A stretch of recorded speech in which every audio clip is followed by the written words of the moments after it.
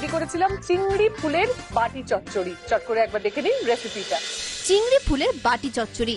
শুরুতে একটা বলে নুন হলুদ গুঁড়ো মাখানো চিংড়ি মাছ, সজনে ফুল, লেবুর রস, চেরা কাঁচা লঙ্কা, কালো জিরে, বেসন গোলা, পেঁয়াজ কুচি, রসুন কুচি, টমেটো কুচি, ধনেপাতা কুচি, কাঁচা লঙ্কা, নুন, চিনি সব একে একে দিয়ে ভালো করে মিশিয়ে নিতে হবে। এরপর একটু সর্ষের তেল দিয়ে আবারও মেখে নিতে হবে। তারপর কড়াইতে পুরো মিশ্রণটা ঢেলে নেড়েচেড়ে কিছুক্ষণ ঢেকে রাখতে হবে।